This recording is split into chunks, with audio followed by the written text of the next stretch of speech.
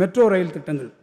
3 வழித்தடங்களில் 63,246 கோடி ரூபாய் மதிப்பீட்டில் 118.9 கிலோமீட்டர் தூரத்திற்கான சென்னை மெட்ரோ ரயில் திட்டத்தின் 2ஆம் கட்ட பணிகள் விரைந்து நடைபெற்று வருகின்றன.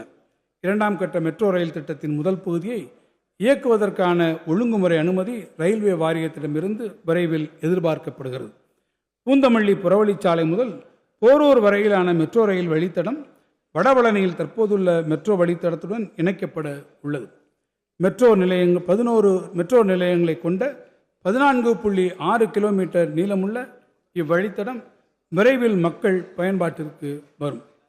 கோயம்புத்தூர் மற்றும் மதுரை மாநகரங்களில் மெட்ரோ ரயில் திட்டங்களை நிறைவேற்ற அவற்றிற்கான விரிவான திட்ட அறிக்கைகளுக்கு ஒப்புதல் கோரப்பட்ட போது அவற்றுக்கு ஒப்புதல் அளிக்காமல் அவற்றை ஒன்றிய அரசு திருப்பி அனுப்பியுள்ளது.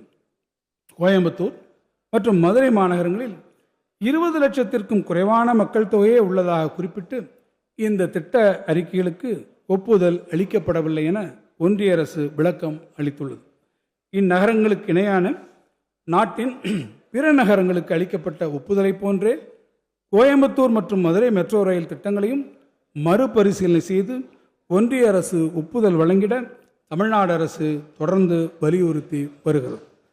சென்னை விமான நிலையம் முதல் கலைஞர் நூற்றாண்டு பேருந்து முனையம் அமைந்துள்ள கிளாம்பாக்கம் வரையிலும், கோயம்பேடு முதல் பட்டாபிராமம் வழியாக ஆவடி வரையிலும், திருப்பெரும்புதூர் வழியாக பூந்தமல்லி முதல் சுங்குவார் சத்திரம் வரையிலுமான புதிய வழித்தடங்களில் மெட்ரோ ரயில் திட்டங்களை நிறைவேற்றிட மாநில அரசு கொள்கை ரீதியிலான ஒப்புதல் வழங்கி ஒன்றிய அரசின் ஒப்புதல் மற்றும் நிதி உதவிக்கு பரிந்துரைத்துள்ளது.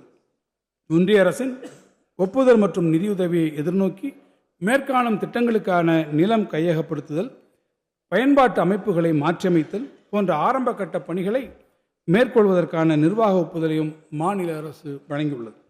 சென்னையின் பிராட்வே பேருந்து நிலையம் அமைந்துள்ள பகுதியில் ஒருங்கிணைந்த பன்முக போக்குவரத்து வசதிகள் கொண்ட பேருந்து நிலையம், நவீன வசதிகளுடன் அலுவலக வளாகம் மற்றும் குரலகம் மேம்பாடு ஆகியவற்றுக்கான கட்டுமான பணிகள் 823 கோடி ரூபாய் மதிப்பீட்டில் தற்போது நடைபெற்று வருகின்றன.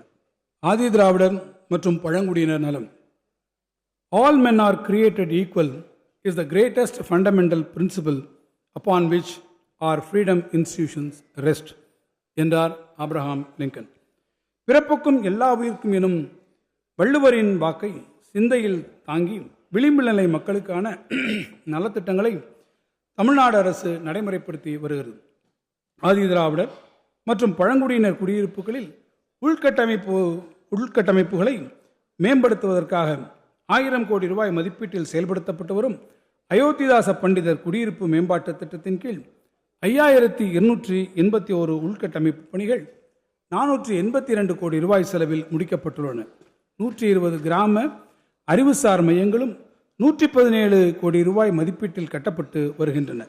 பழங்குடியின மக்களின் குடியிருப்புகளில் உள்கட்டமைப்பு வசதிகளை மேம்படுத்துவதற்காக 1000 கோடி ரூபாய் மதிப்பீட்டில் செயல்படுத்தப்பட்டு வரும் தொல்கொடி திட்டத்தின் கீழ் இதுவரை 908 அடிப்படை உள்கட்டமைப்பு பணிகள் மற்றும் 6685 பழங்குடியினர் வீடுகளின் கட்டுமான பணிகள் 450 கோடி ரூபாய் மதிப்பீட்டில் மேற்கொள்ளப்பட்டு உள்ளன. இந்த இடைக்கால வரவு செலவு திட்ட மதிப்பீடுகளில் இத்திட்டங்களை செயல்படுத்திட முறையே 300 கோடி ரூபாய் மற்றும் 255 கோடி ரூபாய் நிதி ஒதுக்கீடு செய்யப்பட்டுள்ளன. மாணவர்களுக்கான நவீன விடுதிகள் மூலம் பாதுகாப்பான கற்றல் சூழலை நமது அரசு உருவாக்கி வருகிறது.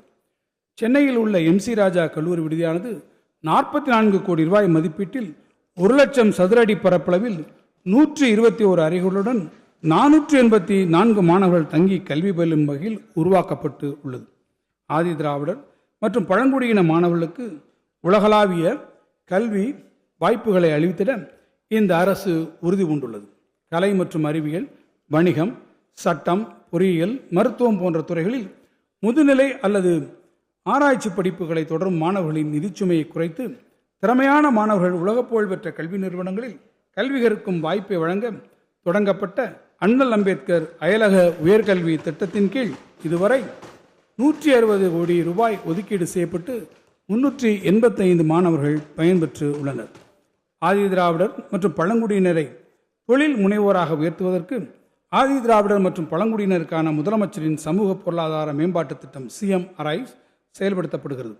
இத்திட்டத்தின் கீழ் இதுவரை 440 கோடி ரூபாய் மதிப்பிலான திட்டங்களுக்கு 165 கோடி ரூபாய் மானியமாக வழங்கப்பட்டு இதுவரை 8639 பயனாளிகள் பயனடைந்துள்ளனர்.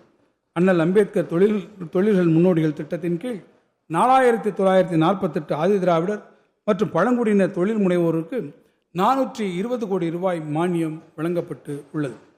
பிளே ஸ்டோர் மற்றும் ஆப் ஸ்டோரில் இருந்து பாலிமர் செயலியை QR கோடு மூலம் பதிவிறக்கம் செய்யுங்கள். செய்திகளை உடனுக்குடன் பெறுங்கள்.